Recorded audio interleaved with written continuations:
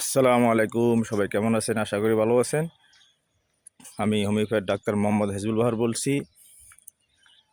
বারবার একটি কথা বলতে চাই, আমার কাছে এখন অনেক রোগী আসে। সঠিক খাদ্যাভ্যাস, সঠিক নিয়ম মেনে চললেই সুস্থ জীবনযাপন করতে পারে। অনেকজন সমস্যার রোগী আসে। একজন রোগীকে আমি শুধু খাদ্যাভ্যাস পরিবর্তন করতে বলছি, তার জন্য সমস্যা সেরে গেছে, কোনো ওষুধ লাগে নাই। তো বারবার আপনাদেরকে বলতেছি, আল্লাহ প্রদত্ত জীবন বিধান মেনে চলেন, সঠিক খাদ্যাভ্যাস গড়ে তোলেন। কারণ আপনার একটা রোগ হলে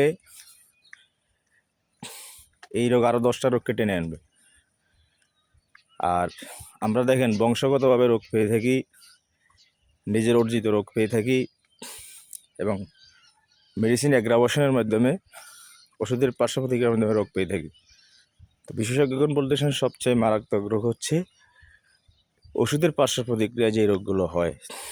তবে আপনারা যদি সঠিক নিয়ম মেনে চলেন, কায়িক পরিশ্রম করেন, রোদ লাগান, তাহলে তো আস্তে আস্তে ওষুধ ছাড়তে পারবেন। ভিডিওটি ভালো লাগলে বেশি বেশি শেয়ার করে দিবেন।